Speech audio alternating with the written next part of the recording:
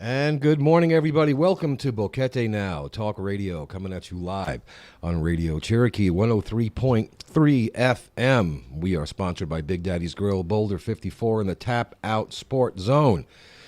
All restaurants that we love in town here. Big Daddy's is open, by the way, so go check them out, man. There are conditions, obviously, but we're really happy to see our restaurants and businesses opening here in town. As you know, today we have a special show. We're going to be talking about the Trump-Biden debate. Who do you think won? What do you think was true? What do you think wasn't true? Thumbs up, thumbs down. Will you watch the next one? This is an open mic live call-in discussion, by the way, and we're going to get started here in a minute. I want to go over a few things first, but jot the number down. It's 6729-5729, and when I'm done reading my news, we'll start taking some phone calls here. You could also listen live on the Radio Garden app or the TuneIn app if you happen to have those on your phone. Yesterday, Mensa came out with their 220th consecutive communication, and it does include recovery figures and an upward trend. The United Traceability Teams, that's the EUT, continue with their work. The EUT is a measure promoted by the Ministry of Health, that's Mensa, as a proposal of the national government, which allows the indicators for COVID-19 to maintain a favorable trend. The objective is not only to identify the person that has the symptoms, as there also may be asymptomatic patients, and these pose the most dangerous threat since they may be affecting the rest of the population without knowing it. Therefore, the traceability program looks for relatives and contacts, that's called contact tracing, of those who have tested positive. And the results each week are encouraging in terms of the economic openness here in Panama, as well as the decrease in the prevalence of the COVID-19 virus. With regard to the number of recovered in the last 10 days, these have increased from 81,365 in September all the way up to 89,061 as of yesterday. Of the total number of COVID cases in Panama, that represents a 79.3% recovery rate. That translates to roughly 776 people recovering every day. This is a very rapid recovery trend. In other news, and on behalf of the Ministry of Health, Dr. Manuel Cortizo, Deputy Director of the Health Promotion, and Dr. Ana Elena Mata, the head of the Human Conduct Ministry, delivered food to Holgar Bolivar, which was collected by all personnel of the Ministry of Health. They did take the opportunity to remind them of biosecurity measures such as maintaining physical distance, constant hand washing, and using the masks correctly. The good news is that no older adult in nursing homes in this nursing home has been infected with the virus. This came directly from Dr. Mata. Senor Rosa Isabel Acosta, the director of the center, thanked the 96 older adults for their generous gesture and donation. So far, in the world, 23,674,533 people have recovered. This is recovery. It's a total of 34,020,904 accumulated positive cases and 1,015,049 deaths. This gives the world a general mortality rate of 3%. Panama is still hovering at 2.1%. So we are holding fast. As of yesterday, Thursday, October 1st, in Panama, there were, again, 89,903 recovered patients. There were 747 new positive cases. To date, 5,803 tests were applied for a percentage of positivity of 12.9. Again, the 15 new deaths have been added for a total lost souls of 2,387. But again, fatality rate of 2.1% is well below the worldwide average. So we need to keep doing what we're doing, right? Now, as you probably know, and before we get started on our show today, President Trump and First Lady Melania Trump were tested positive for COVID-19 yesterday, and the Associated Press has reported that he has mild symptoms. He is experiencing mild symptoms. This was revealed very early this morning, and they are beginning their quarantine process from the White House. Trump's diagnosis was it's sure to have some sort of an effect in Washington and around the world. There are going to be questions raised about how far the virus has spread and through the high levels of the U.S. government. There have been a lot of people that have been in contact with the president and the first lady over the last few days or so. They don't know really how extensive the outbreak is going to be. Everyone's being tested. Takes a few days to get those tests back. From all those people, even if they all have rapid tests. It's going to take a little while. Trump, who is 74 years old, he's clinically classified as obese. So his, I guess you would call his possibility of this virus getting very serious is roughly about 4%, which is significantly higher than, those of us, well, not those of us, but those who are a lot healthier. So we had a debate the other day, and it didn't go, I guess, the way everybody had planned for it to go. There's been a lot of talk on the Boquete pages. There's a lot of expats here. There's a lot of us here that are following the election. There's a lot of people here who have, pretty strong opinions about how Mr. Trump and Mr. Biden handled themselves, about the things that they talked about. There were supposed to be 6 talking points, for this, and I don't really believe they got to all of them.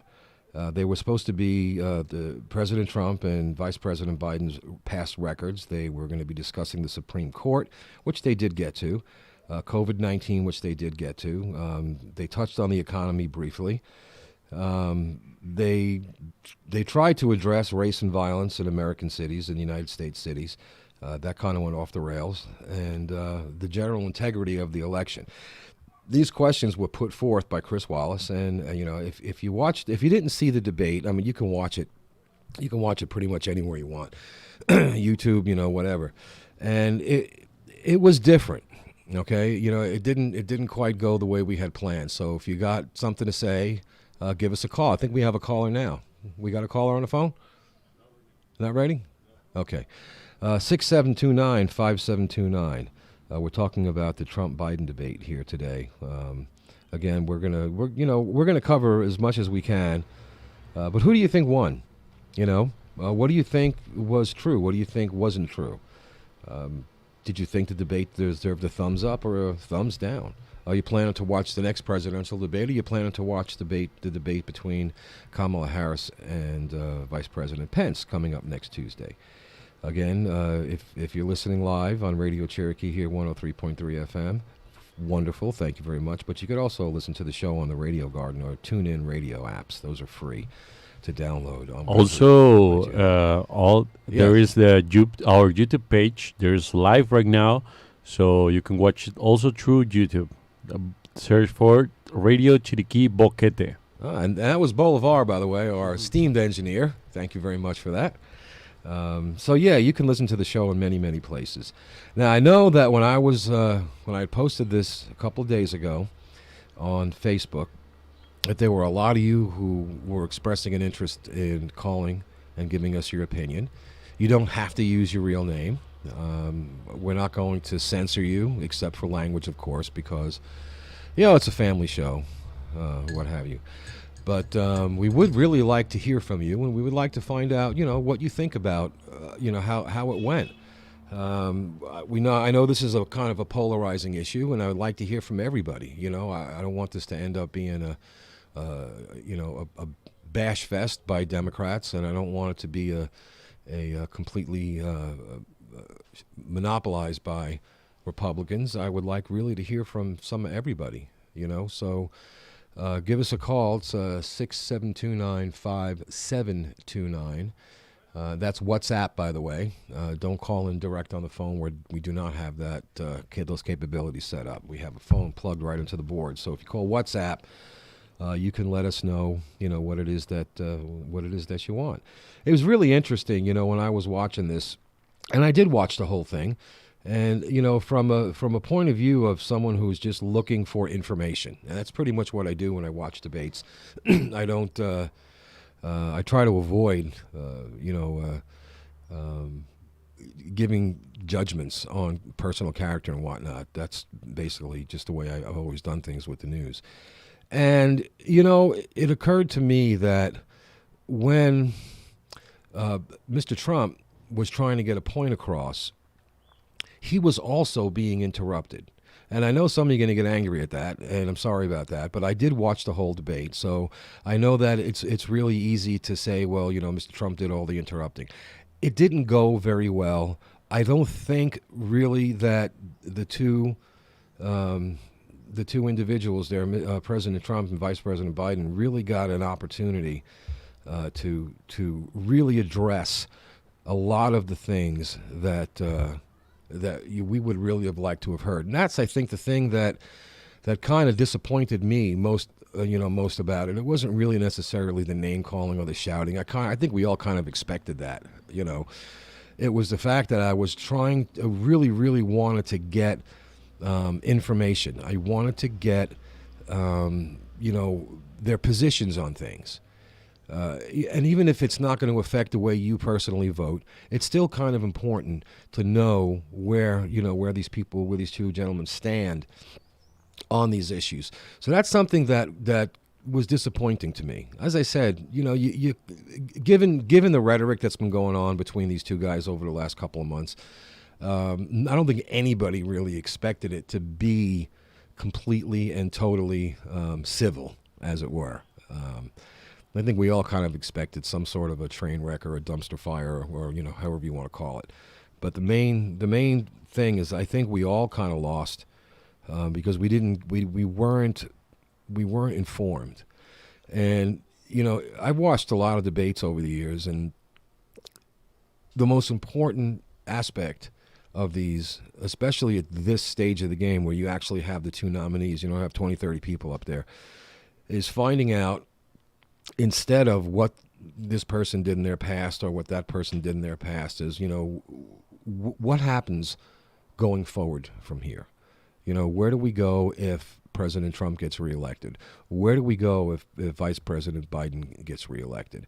And the reason why these debates are so important is you've got, I guess maybe a dozen, at least a dozen, maybe 18 major mainstream news outlets that are covering both candidates. And each of the reporters or the reporting staff kind of have a little bit of a different angle on things. And this is normal. This has been going on this way in the news business for as long as I can remember. You have quotes, 30-second sound bites. You have sometimes things are taken out of context, sometimes intentionally, sometimes it's just a lack of space or a lack of time, and you got to kind of grab onto what it is that you think is gonna be most important. But with the debates, this is supposed to be an opportunity for each of the two candidates to answer questions and answer the responses from each other on specific issues. And issues like the Supreme Court are very important. As you know, that's going to affect everybody one way or the other for generations, especially given the fact that this newest person is quite young comparatively. I think she's in her late 40s, early 50s. It escapes me. But to not be able to get the information that is really important on these topics. The economy is important. Look at all the businesses that have closed. And you can lay blame on whoever you want about closing down the country. And there's 4 or 5 major narratives going around about that. But the the simple fact is that the people who had to shut down their businesses were affected financially. They were affected mentally, emotionally. The people who worked for them lost jobs. And going around and laying blame at this point of the game isn't really 100% productive, unless, of course, you're trying to advance your own agenda or your own narrative. But the fact that so many people have lost their businesses, so many people have lost their livelihood. The stimulus payments for small businesses ran out. Record numbers of bankruptcies. So and I know that we're sitting here, we're far away from it. We're thousands and thousands of miles away. And it's very easy just to, scroll through social media and say, hey, this really is terrible, but, my life here is pretty good. And by and large, for most of us, it is.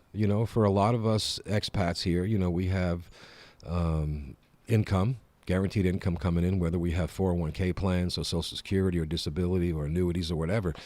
And it's really easy to lose sight of what it's like to not know when your money's coming in. When your mortgage comes due, when your rent comes due, when your car payments come due, when you have to put food on the table, when you have to get medication. So not finding out directly, such as it is from the horse's mouth, about what are you going to do about this?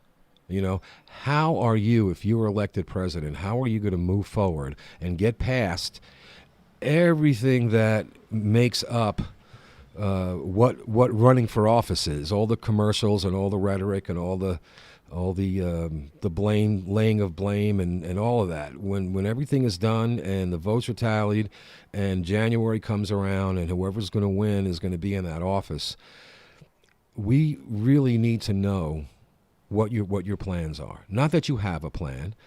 That's something that we hear all the time. Well, I have a plan. Thank you very much. I understand you have a plan. Or my plan is to create more jobs. Or my plan is, to do something. And although, during the process of running for office, those 30-second sound bites or 10-second sound bites, or the ads that they could, put out, yeah, you don't have a whole lot of time to put a whole lot in there. But, I got to tell you, really, that's what these debates have always been for.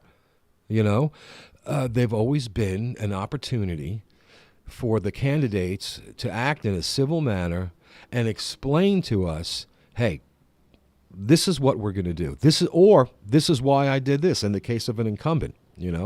Why did you choose this person for the Supreme Court? Why did you make this happen in this agency? How come you reduced the number of refugees coming in? There's a million questions that can be asked. And I think, and I really hate, to steal the words from Chris Wallace, but this genuinely was a lost opportunity. I don't think anybody won, and I have to say that the plans that the Presidential Debate Committee, I think that's the name of it, again, it escapes me, to make changes in order to alleviate the problems that were inherent at the last debate. Again, the interruptions and the yelling and the name calling and all of that. You hate to see that happen. It really shouldn't happen. Something like that really shouldn't ever happen, where you have to censor, basically, and that's what it is, a presidential candidate at a debate. Don't matter what side it's on. It should never happen. But the fact that they are doing it at least gives me a little hope, that maybe the next one, they won't have to turn anyone's mic off. They won't have to... Some of the memes out there, I gotta say, they're funny. There's one circulating around that's got a table full of things like, air horns and mute buttons and whips and all kinds of things. But, in all seriousness, though, I think really, from my point of view, and this is the point of view of someone who's been in the news business for 4 decades, we could have done a lot better with this. I think we could have done a lot better. Even if you only saw a piece of it.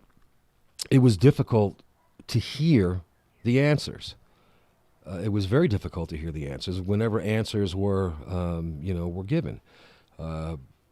I thought Chris Wallace would have done a better job, and I don't know the circumstances behind it. I don't know what led up to it. I don't know what restrictions he had on himself. Really, none of us know that yet, and I'm sure as time goes by, it'll come out. But he lost control within the first 5 minutes, and I've never. I guess the word would be officiated a debate before, so I don't know exactly what it is that he would have to do or what he could have done.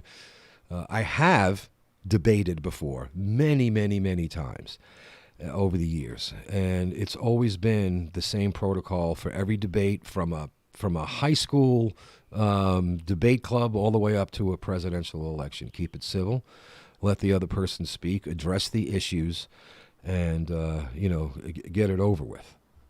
As it is, it's 90 minutes out of our lives that we have to deal with. We really want to hear from you. 6729-5729.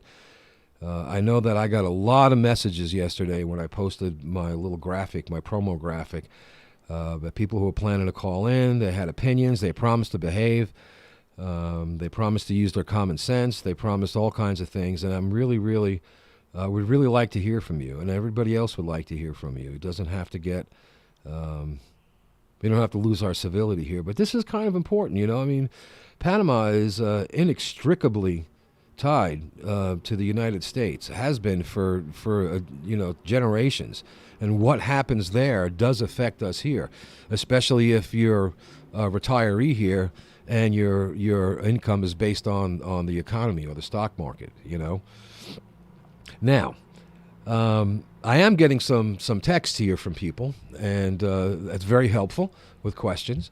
I would like for you all to call in if you can, but if you want to text some questions, you can always text them to WhatsApp. One of the questions I got was, do you think COVID-19 is going to be excuse me? We have a call. We have a call. All right. Hello, caller. Good morning. Welcome to the show. Thank you. I've been listening to you talk about, whether the moderator lost control. And I know a lot of people have been saying that they wish he would have had a mute button. Right.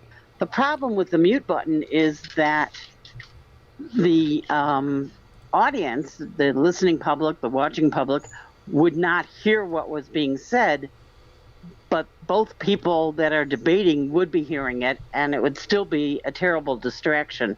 So I don't think a mute button would be the answer to keep a debater under control.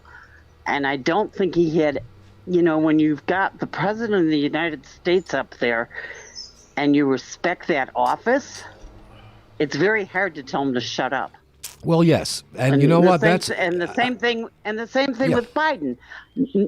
Biden, of course, also interrupted, not nearly as much as Trump did, not even close to it. But it's a difficult thing to control when someone does not want to be controlled, and they are the President of the United States. Yeah. And you made a very good point there about from our point of view, from those of us who are sitting behind our TVs or our computers or our phones watching the debate, it might seem like a good idea to hit a mute button, but like you said, in real time, there's a conversation going on, and it wouldn't really change what we would hear on our end from the other person. We just basically be hearing one side. Is that what you're trying to say? We'd only be hearing one side of an argument instead of both? Well, yeah, you wouldn't hear person A talking over person B, but you could see person B reacting or replying. So Right. It would be totally discombobulated, I guess would be the word. No, that's a good word. That's one of my favorite words. Yeah, that's a very good point. It's one of my 25-cent ones. Yeah. So what? Let me ask you: what if a mute button isn't the a good solution? And again, you made a fantastic point of why it wouldn't be. I hadn't even thought about that.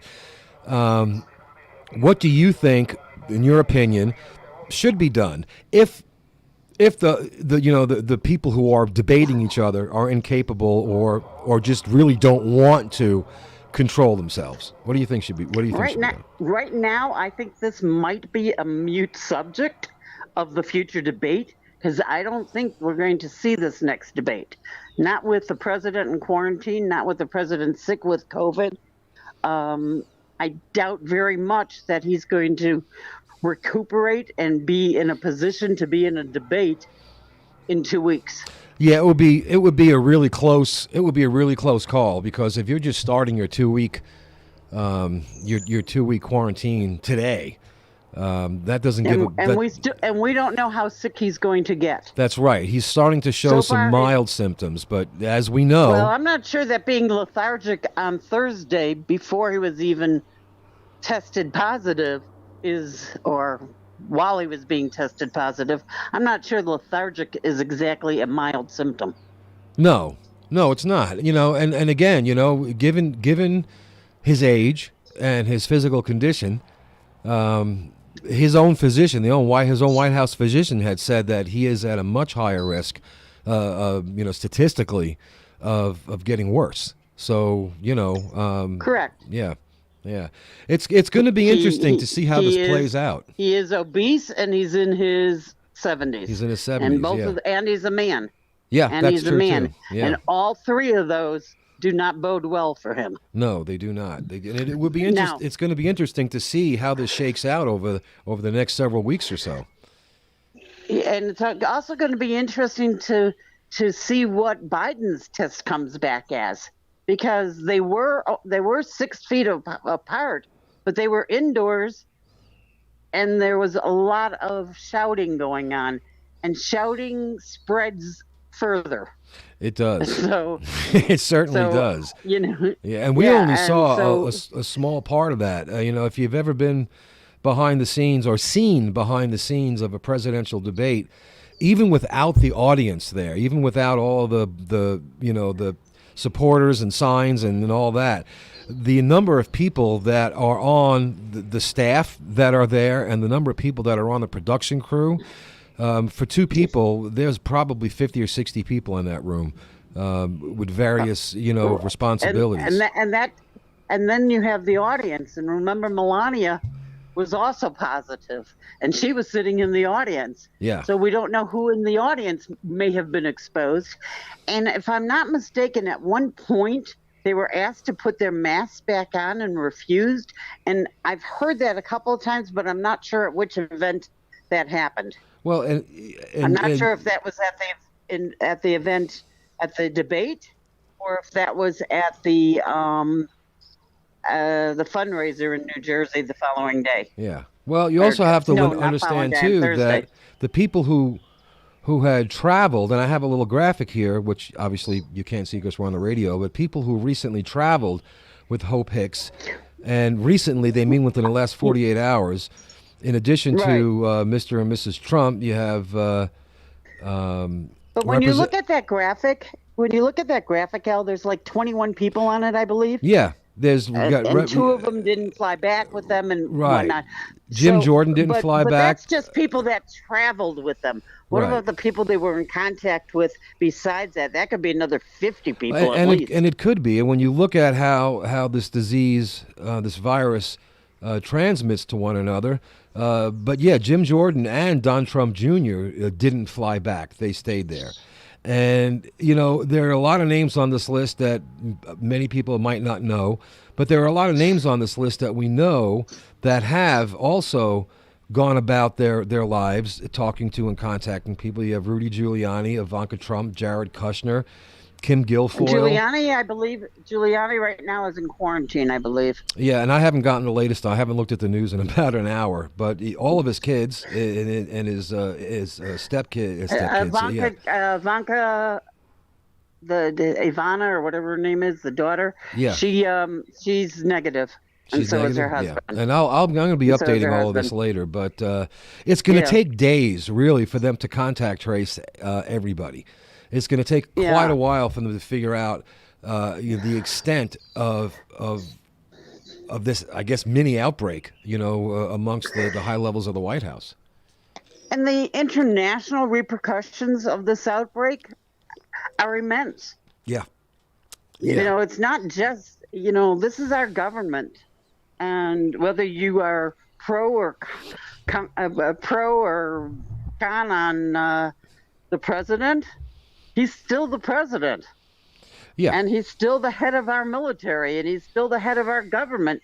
Yeah. And to have him in any way incapacitated and unable to make decisions with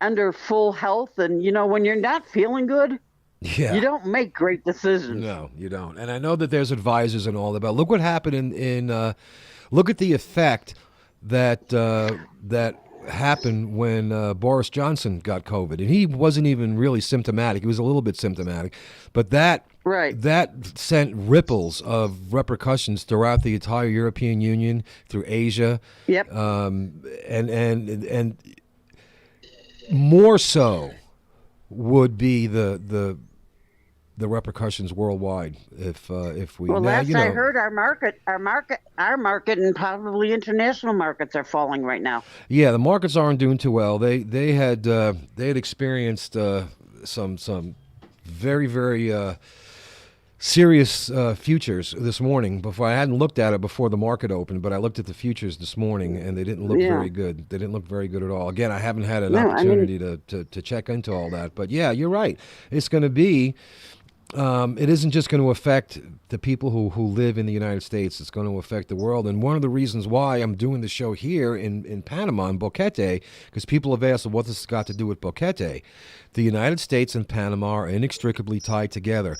And what's good for the United States is generally good for Panama. And what's bad for the United States is generally bad for Panama. So if you think that if the worst happens and we lose a president, like him or not, it's going to be devastating for the entire world, and it's going to affect Panama in a very negative way. And think of the repercussions when we're in the middle of an election. Yeah. And the country is in the middle of an election, and one of the candidates is now COVID positive, and we don't know what the outcome of that illness is going to be for him. No, and we won't know for a long time. No, we will not. And again, like you said, like him or not, has long-term effects on a lot of people. Yeah, and so, and it really I've got to say this, it's kind of it's not kind of, it's actually disturbing to me when when I get onto Facebook, and obviously social media went nuts starting about 3:00 in the morning, where people are actually about midnight. Yeah, people are posting death wishes. Right? I hope he dies from this. Not acceptable. No, it's not acceptable, because whether you like President Trump or not, whether you agree with him or not, he is still, a living, breathing human being. He still has family. He has a young child. And if you've ever had a respiratory illness, no one deserves that, But outside of that, he's the president of the United States. Right, and it's the office that is going to be affected. Exactly. Exactly. You have to respect the office of the president. You cannot wish death on the president of the United States. You don't want. This is not a country for. The U.S. is not and should not be, although it was once in my lifetime, a bullet presidency. You should not have it controlled by death. No. And it's certainly not death wished upon anyone. I'm sorry, no. No, and it does, it really, seriously, we need to be better than that. I know that there's a lot of conversation going on about many different things, from the mundane to outlandish conspiracy theories. When you have the president of the United States that has been infected with a potentially fatal disease, we need to take a step back and say, look, I don't like the guy, or I like the guy, or I don't agree with him, or I agree with him. Let's just hope, for the sake of the country, that we don't lose a president. I've lost a president in my lifetime. I know you have. And it's like I said, the ramifications and the ripple effect of losing a leader, especially a U.S. president, does not warrant you to, just because you don't like the guy, wishing that he drops dead. I'm sorry, I can't get wrap my head around more. That, and I could not agree with you more. I will admit that he's not my favorite president. I'll admit that, but he's still the president of the United States, and he still deserves the respect of the office. And I think that's gotten away from a lot of people, separating the man who sits in that behind the resolute desk and the actual office of the presidency. What really surprises me today are the number of people who are posting that they think he doesn't really have it, that this is a hoax, that in 2 or 3 days he's going to say, okay, I'm all cured because something cured me. Well, and that addresses... That's insanity. But you know what, though? That addresses a lack of trust, not just in Mr. Trump, but in the entire Trump administration. And it's not just Democrats or liberals or whatever. I have seen that type of a narrative show up from people I would least expect it from. So you have a situation where a campaigning incumbent president for an election, is losing popularity overall with his own base. And when I read things like that, you kind of expect it from a certain segment of society, but you don't expect it from moderates. You don't expect it from his fellow Republicans. You don't expect it from libertarians. There are groups where you don't expect that to come out with, he's just making the whole thing up. And then the various reasons behind it, so he can say how strong he is, or whatever, or to get out of the next debate. I mean, you pick your conspiracy. There's a ton of them out there. It's only been 10 hours, and there's like a whole slew of conspiracy theories on this. But it does, though, when you push all that aside, I think it shows just a lack of trust and a lack of faith, and that, I think, more than having unpopular ideas and more than having policies that seem to be to one side or the other off the wall crazy, when you lose the trust, when you begin to lose the trust of your own base, that's very, very difficult to recover from. Yep, and it's so sad. It's so sad. The direction that this has taken is just frightening to me. Frightening on our future on all counts, not just in the States, but in Europe, in Asia, everywhere. Yeah. It's the world it's not recognizable to me. No. It's not the one I grew up in. It's not. I mean, there's so many things have changed. So many things have gotten away from their original agendas. But I think the most important thing that we need to remember is this is the President of the United States. He's got a potentially fatal disease. He's a high-risk person. And you say what you want about, karma or whatever is going on around out there. Or, here's a guy who said it didn't exist. And it doesn't. Now we are at a whole different paradigm. He has it. He's the leader of the free world, like him or not. I think we should wish him a recovery, because that really is the best. That him recovering from this, making a full and complete recovery, like him or not, is still going to be the best thing for our country during the end of a presidential election.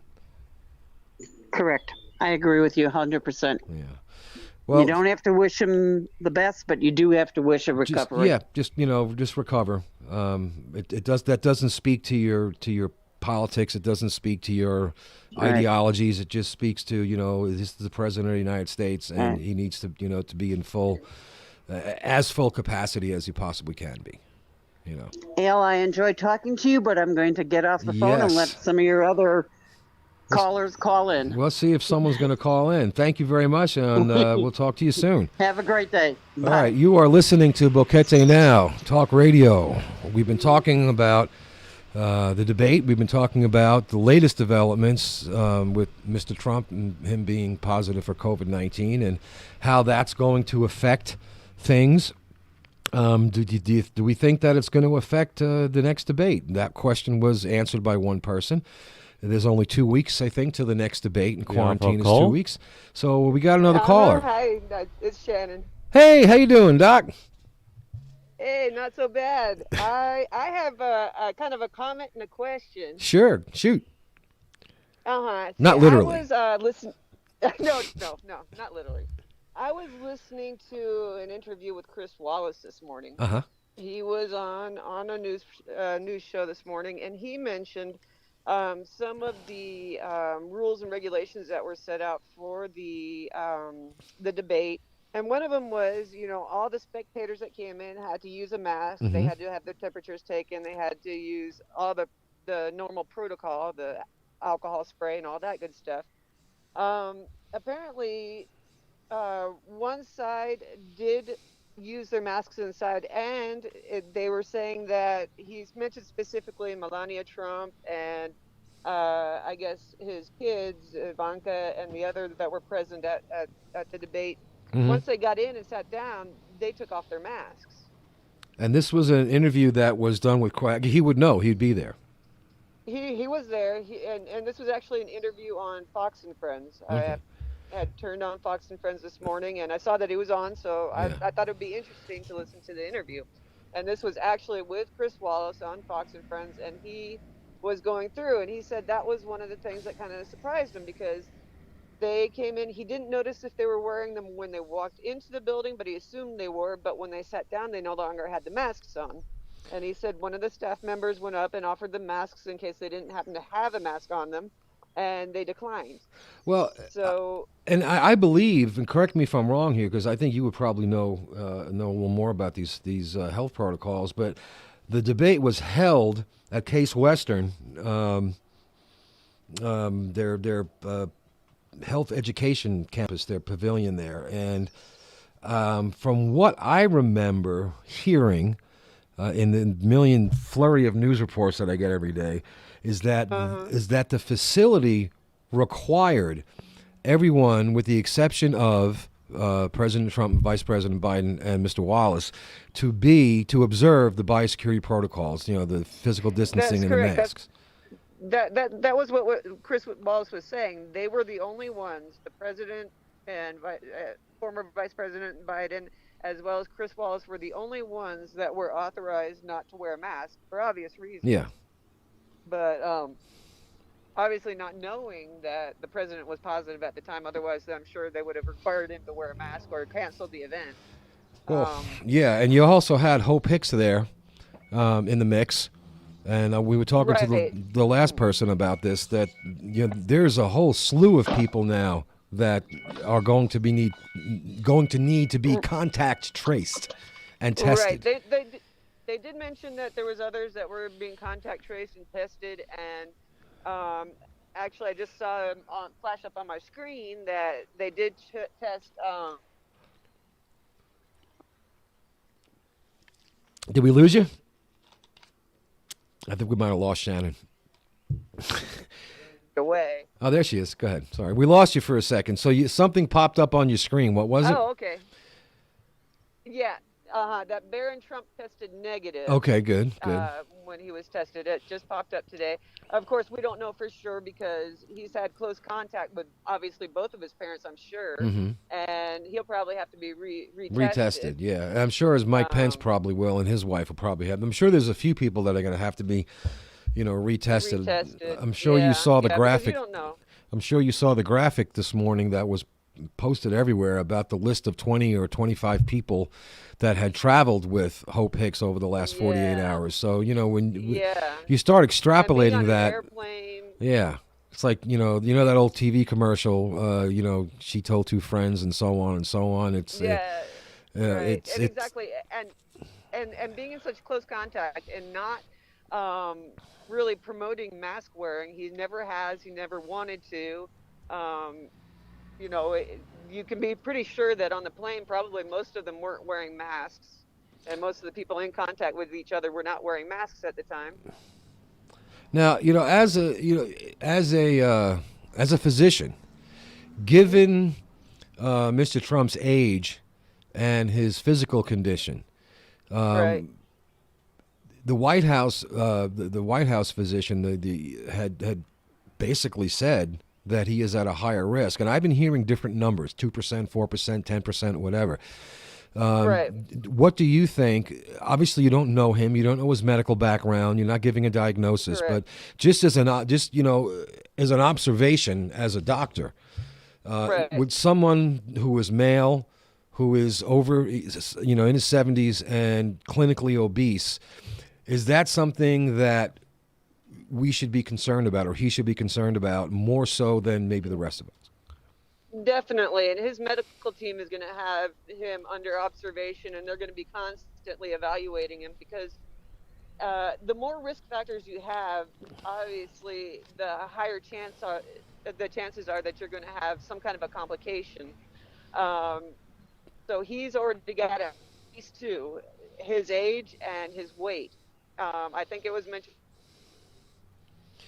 Yeah, we lost you again, but yeah, it was he's clinically obese. It doesn't matter what he says or what he says his weight was, but there are very specific medical definitions of what overweight and obese is. Correct? Yeah, I think we lost her. Well, that was Dr. Shannon Tour. She's a friend of the show. She's got a show, by the way, called Talk to Your Doctor. It's tomorrow, I think Saturday, 10 o'clock in the morning. So don't forget to tune into her. We have another call, Bolivar? We have another call. All right. Hey, welcome to the show. Hi. Yeah, I think we lost her. We lost That him. was Dr. Shannon Tours. Okay, all right. Try to hear us from the phone, please. Okay, I'm holding the phone, no problem. We got a caller? Welcome to the show. Hi. Hey, how you doing? That was Dr. Shannon. Okay, all right. I think we got a bit of a delay. Try to hear us from the phone, please. Okay, I'm here. Okay, you there? What do you want to talk about? You're live. Thank you. I'm doing fine. I feel a bit like Chris Wallace.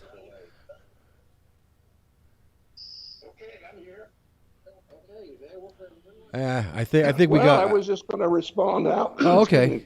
I was going to respond to your business about the debate. Yes. The whole idea of the debate is to convince the voters that are not yet convinced to vote for one of the candidates. Absolutely.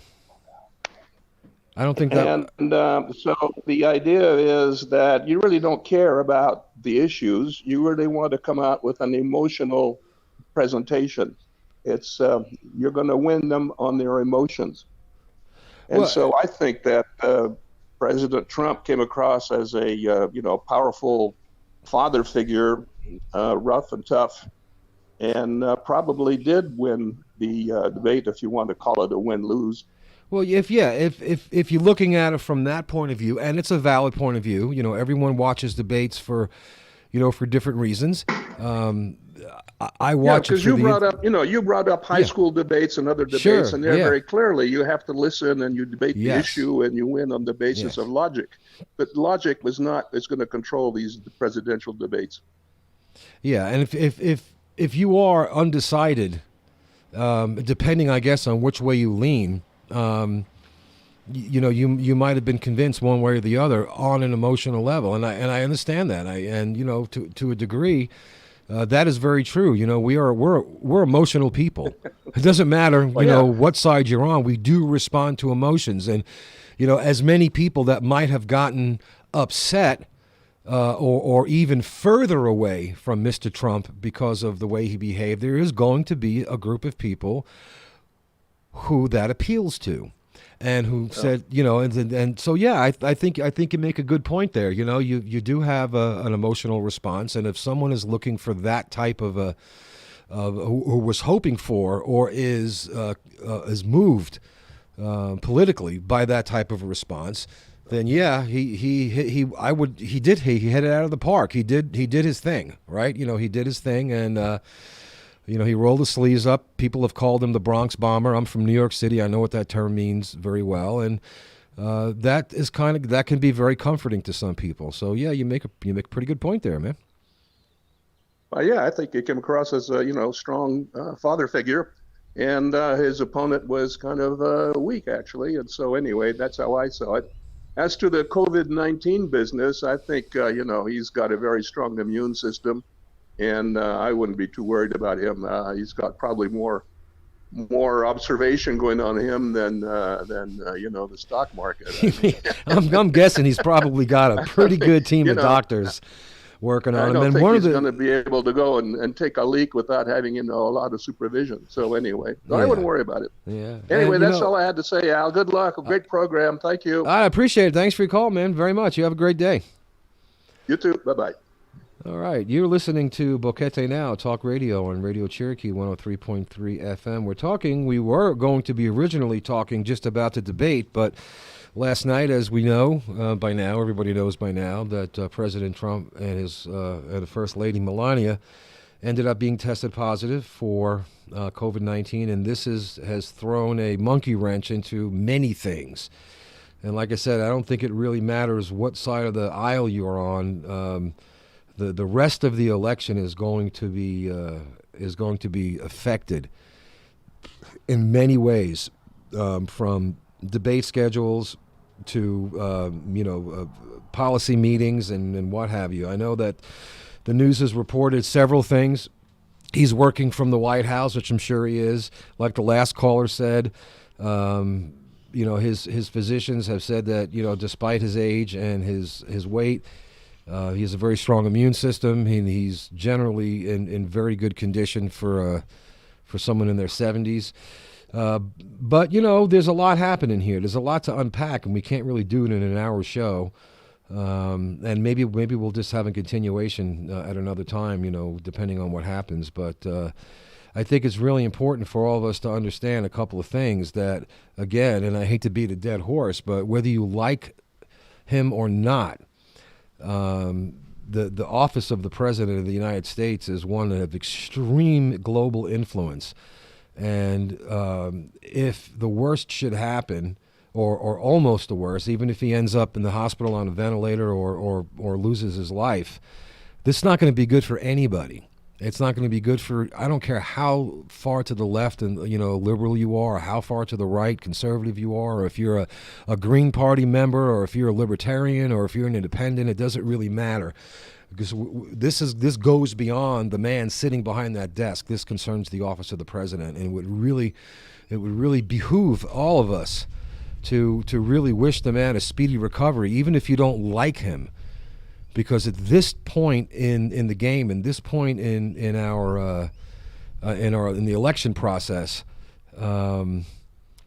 it would not be a good thing to have the person, again, like him or not, who's the leader of the free world, to be incapacitated. I'm sorry, I don't think, again, I keep saying like him or not, because these things kind of transcend politics. I don't really think that the vice president would be a really good person to step into that role at this point.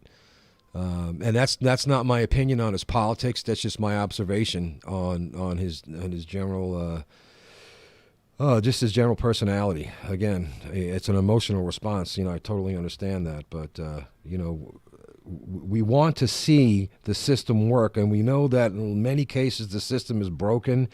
Again, it's been compared to a dumpster fire, to a train wreck, but we can't lose faith in the democratic process. All the talk about Trump not wanting to leave the office, we're to the point now where it would really be good for us to see past that and concentrate on moving forward into what's next. The question of who won the debate, that's a subjective question. Obviously, if you are in Biden's camp, you're going to think that Biden won the debate, and you'll have a whole list of reasons as to why Biden won the debate. As our last caller represented, if you're in Trump's camp, you're going to have a whole lot of reasons why Trump won the debate. There are questions about what was true and what was not true. I have not been to a debate. I've been to many debates, and I've not been to one yet where everything that was said by anybody behind any podium was 100% true. Was the debate good or not? Personally, I don't think it was good. I didn't get what I wanted to out of it. I didn't get what I was expecting. I had unfulfilled expectations when it came to what I wanted. Will I watch the next debate? Yeah, I'll watch the next debate. I watch all the debates. I'm a news hound. That's just, you ask my wife, what is Al doing? He's got something on with news. And that's just because I've been in the business, for a very, very long time. But the development of this disease now being part of President Trump and his cabinet, or some very high level people in his cabinet, kind of changes the game. It kind of forces you to make a decision. Are you going to remain critical of whoever you don't like? Are you going to continue to put things out on social media wishing, that the president would drop dead, or that, something would happen, that, Biden would get COVID or something? There's a lot at stake here, and I think my personal opinion on the matter would be, let's try to wade through all of the junk that's out there and look to what is going to happen when that office of the president is filled in January. Obviously, there's a lot can happen between the decision in this year's election through the lame duck Congress and all that, and that's a whole other show. But we've got a few minutes left. So if you want to call, I'll give you 2 minutes, 6729-5729. Again, we're running out of time here, and I've done talk radio for many, many years, and my shows used to be 3 hours long.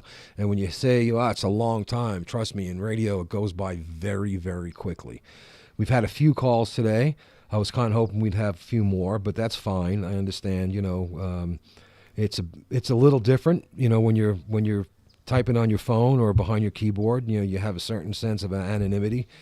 Nobody can hear you. People might not know who you are. And I know that being live on the radio can be daunting for some people. So I want to thank the people who actually did call in today.